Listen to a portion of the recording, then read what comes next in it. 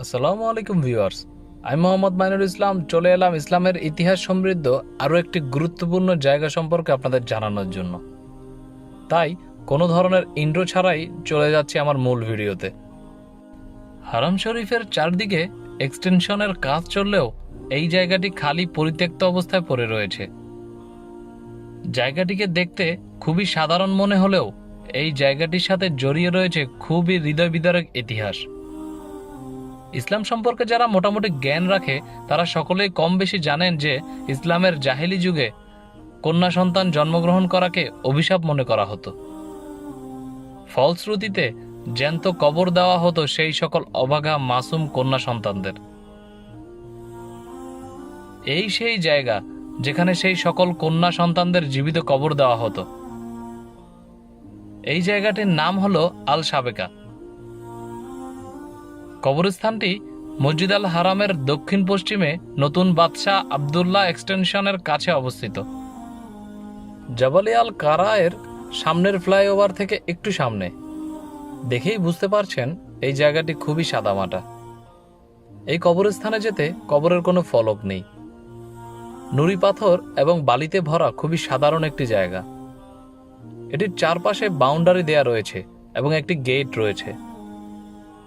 খোঁজ নিয়ে যতটুকু জানতে পেরেছি সবসময়ই তালা দেয়া থাকে, তাই ভেতরে ঢোকা কোনোভাবেই সম্ভব নয়।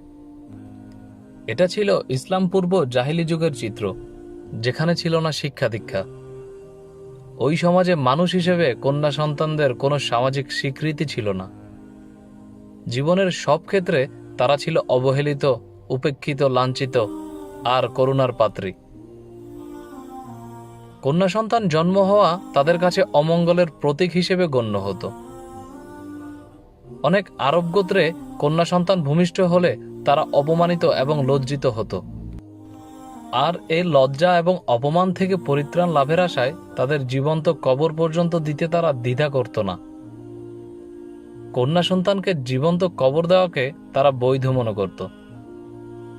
এটা নিয়ে তাদের মধ্যে অনুশোচনার লেশ মাত্র ছিল না। সুমাইয়া বিনতে খাব্বাত রাদিয়াল্লাহু আনহা ছিলেন ইসলাম গ্রহণকারীদের মধ্যে প্রথম দিকের একজন।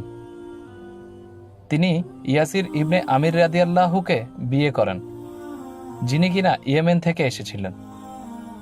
একজন প্রাক্তন কৃতদাসী হিসেবে সুমাইয়া রাদিয়াল্লাহু তার ইসলাম গ্রহণের জন্য কুরাইশদের কাছ থেকে নিষ্ঠুর নিপীড়নের সম্মুখীন হয়েছিলেন। আবু জাহেল যখন জানতে পারলেন যে তিনজনের এই ছোট্ট পরিবারটি যাদেরকে তার গোত্র সুরক্ষা দিয়েছিল তারা এই নতুন ধর্ম গ্রহণ করার সাহস পেয়েছে, তখন সে তাদের নির্যাতন করতে শুরু করে। সে পরিবারটিকে খুঁটির সাথে বেঁধে রেখেছিল এবং তাদের কয়েকদিন ধরে সেখানে রেখেছিল এবং তাদের একে অপরের সামনে নির্যাতন করত এবং তাদের ধর্ম ত্যাগে বাধ্য করত। এভাবে চলল অনেক দিন। নবী সাল্লাল্লাহু আলাইহি সাল্লাম চোখের জল নিয়ে হেঁটে যেতেন এবং বলতেন, ধৈর্য ধরো হে ইয়াসির পরিবার, অভিনন্দন হে ইয়াসিরের পরিবার, তোমরা সবাই জান্নাতে একত্রিত হবে।